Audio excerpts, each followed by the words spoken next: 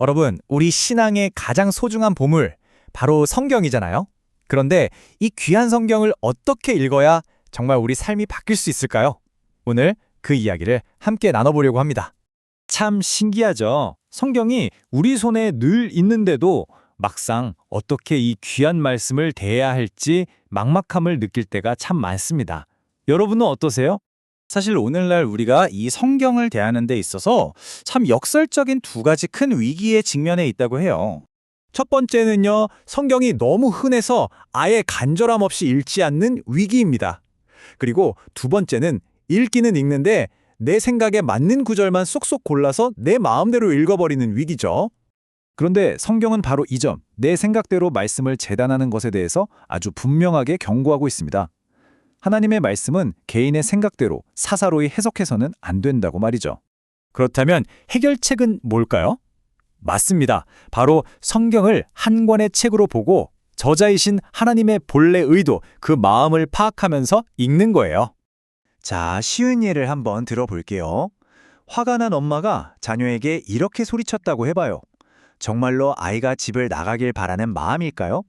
절대 아니죠. 그 말의 진짜 의도는 나가라가 아니라 제발 내 마음 좀 알아줘 하는 사랑의 외침 아니겠어요?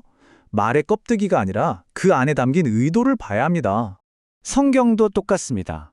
저자이신 하나님의 마음, 즉 그 말씀을 왜 하셨는지 그 의도를 모르면 우리는 하나님의 뜻을 크게 오해할 수 있다는 거죠. 그럼 저자이신 하나님의 의도를 어떻게 더 정확하게 파악할 수 있을까요? 그 핵심적인 방법 중 하나가 바로 서술과 처방을 구분하는 겁니다.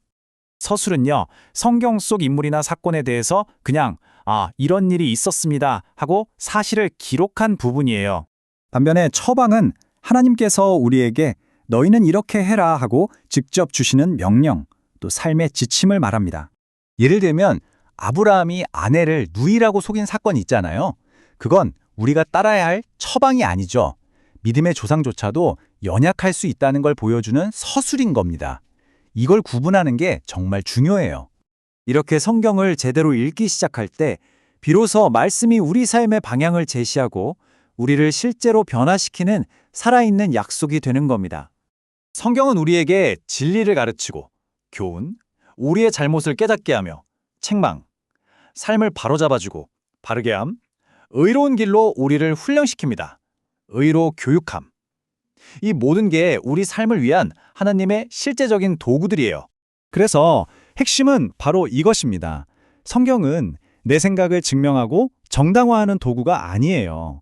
오히려 하나님의 말씀으로 내 생각과 삶을 바꾸게 하는 능력의 책이라는 사실입니다.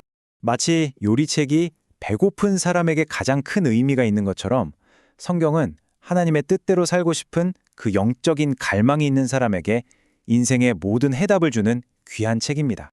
자, 이제 내 생각을 내려놓고 하나님의 말씀이 나를 빚어가시도록, 그래서 내 삶이 변하도록 허락할 준비가 되셨나요?